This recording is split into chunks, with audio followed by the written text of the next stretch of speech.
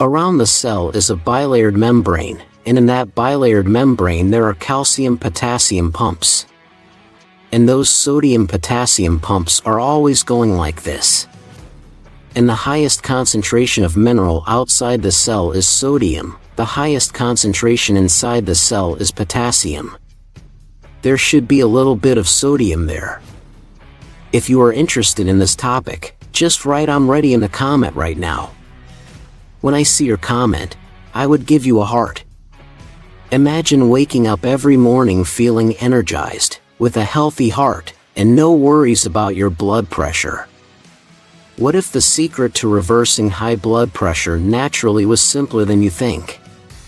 It's not just about popping pills or following the latest fad diet.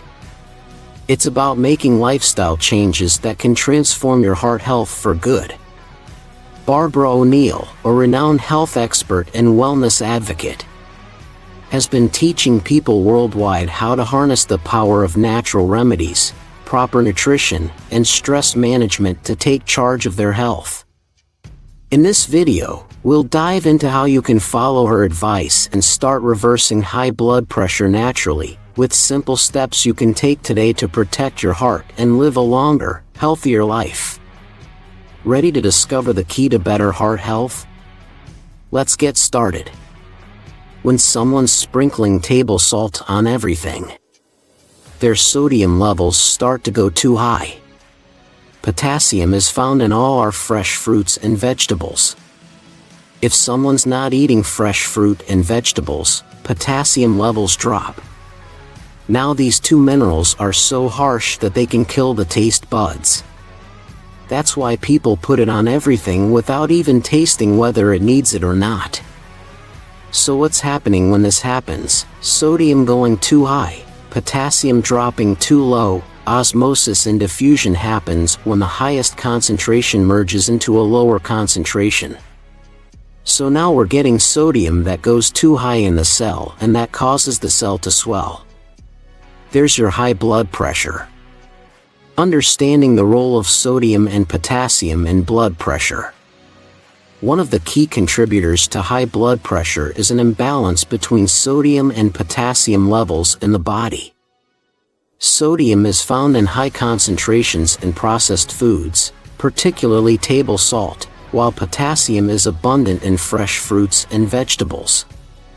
The body relies on a careful balance of these two minerals to maintain healthy blood pressure levels. When sodium levels rise and potassium levels drop, the cells in your body begin to swell, leading to increased blood pressure.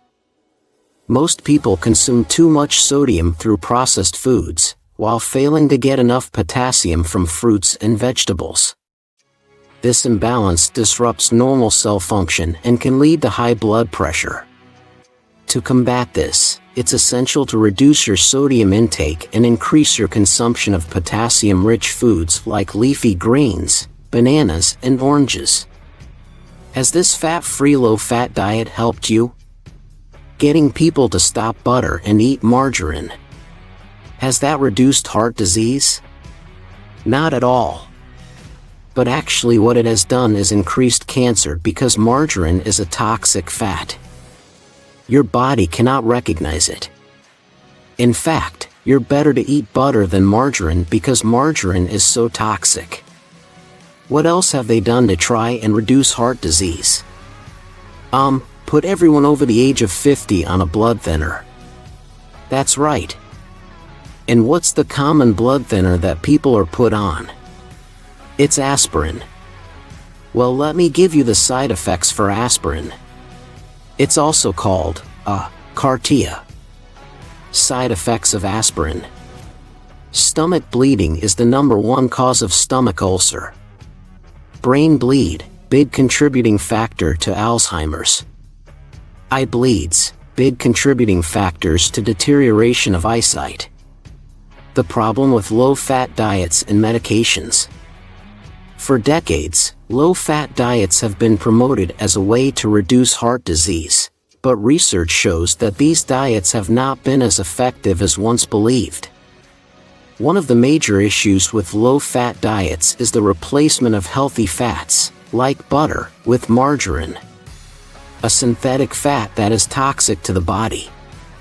In fact, some studies suggest that consuming margarine can increase the risk of cancer, while the low-fat approach has been a staple of heart disease prevention strategies. It has not led to significant reductions in heart disease rates. In addition to diet, many individuals with high blood pressure or heart disease are prescribed medications such as blood thinners, statins, and aspirin. While these medications can be life-saving in certain cases, they often come with unwanted side effects. Aspirin, for example, can lead to stomach bleeding, brain bleeds, and an increased risk of Alzheimer's disease. Similarly, statin drugs, which are commonly prescribed to lower cholesterol, may not be the miracle cure they are made out to be. Instead of relying on medications, it's important to focus on a more holistic approach to heart health. So what else has happened? Put everyone that has had a heart attack or a stroke on statin drugs. What are statin drugs? Statin drugs are cholesterol-lowering medications. Thank you. Well, what we need to look at is cholesterol. The liver makes cholesterol, and it makes cholesterol using a couple of nutrients. 80% of the cholesterol that the liver makes is made from glucose. And 20% of the cholesterol that the liver makes is made from fat. Now this one piece of information alone tells us it's not the butter on the bread, it's the bread under the butter. The wrong guy's been shot. It's not the olive oil on the pasta, it's the pasta under the olive oil. But as I showed you in the last lecture, it's what they've done to the wheat. The truth about cholesterol. Cholesterol, particularly LDL, low-density lipoprotein, is often vilified in the media and health discussions. However, LDL is not inherently harmful. It plays a crucial role in repairing tissues and supporting brain function. The liver produces most of the cholesterol in the body, using glucose and fat to make it. In fact, 80% of cholesterol production is driven by glucose intake, which means the problem may not be the butter you put on your bread, but the refined carbohydrates in the bread itself. Additionally, LDL cholesterol is essential for brain health, because the brain relies on cholesterol to maintain cell membranes and form protective nerve coverings. The real issue with cholesterol is not the presence of LDL, but the balance between LDL and HDL, high-density lipoprotein, often referred to as good cholesterol. HDL helps remove excess cholesterol from the bloodstream and transports it back to the liver for processing.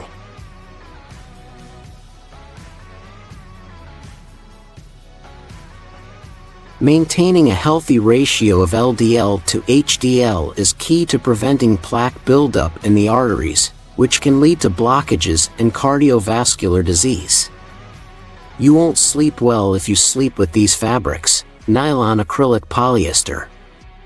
In the Industrial Revolution, these fabrics were created in a chemical laboratory. Did everyone get that? A chemical laboratory. They're chemicals, and if they're on our skin, especially the ladies. You see men, it's usually cotton underwear, cotton undershirts, cotton shirts, cotton jeans. Whereas the lady liked the pretty things. If every single woman would only buy bras out of natural fiber, that would change the store.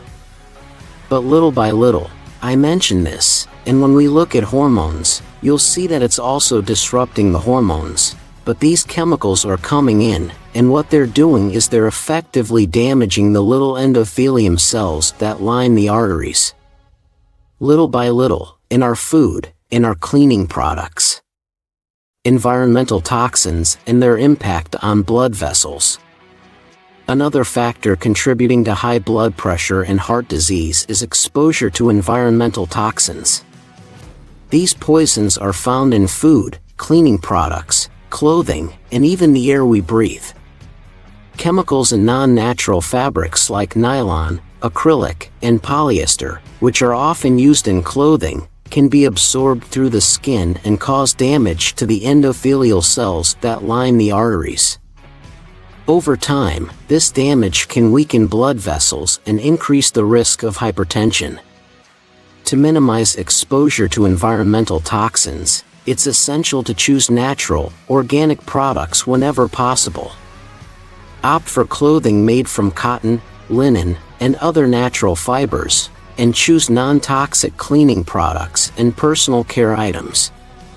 The cumulative effect of small changes in daily habits can significantly reduce your risk of developing high blood pressure and other chronic conditions. We discovered that it is an excellent blood thinner. It's called water. Let me give you the salt issue. But first of all, the best blood thinner is water. Oops, come over here. Water, and that should be 8 glasses a day. 8-ounce glasses. Start early, little by little. Are you going to bed with water next to your bed? Pardon? Great. Who's the winner when you do that?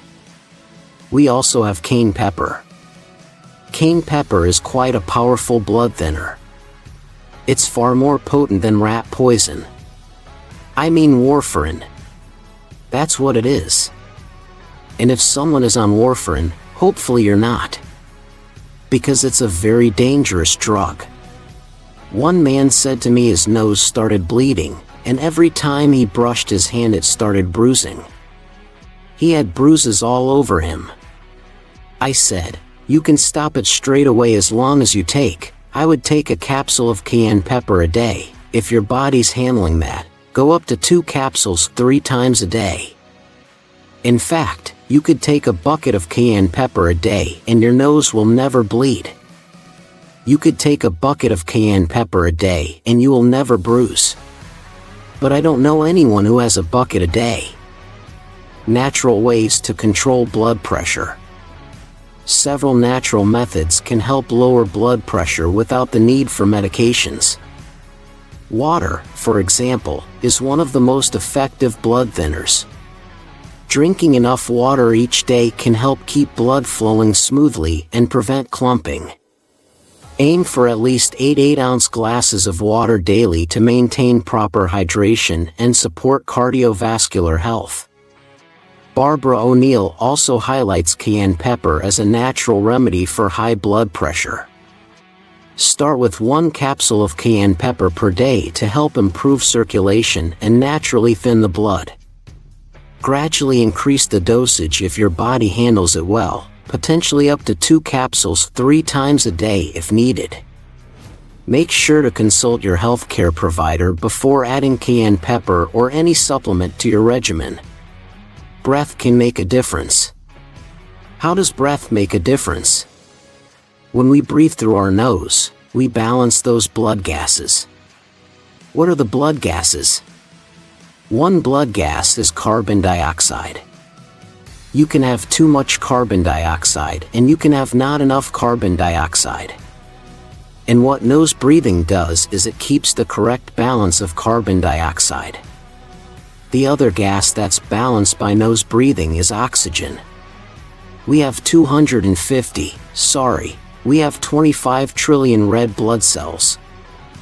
We have 100 trillion cells in our body. 75 trillion are the cells that we've been looking at with its energy cycle. 25 trillion are red blood cells. And remember, the red blood cell carries the oxygen, and it carries it on the hemoglobin, and hemoglobin has 4 docking sites. 4, for oxygen, and when the oxygen comes to the hemoglobin, there's a transfer. And there must be 4 molecules of carbon dioxide to be able to pick up 4 molecules of oxygen. When you breathe in through your nose and out through your mouth, you lose too much carbon dioxide. But when you breathe in and out through your nose, it balances those blood gases. So to get more oxygen into the cell, we need to make sure we've got adequate carbon dioxide, because it's a transfer. It's a transfer.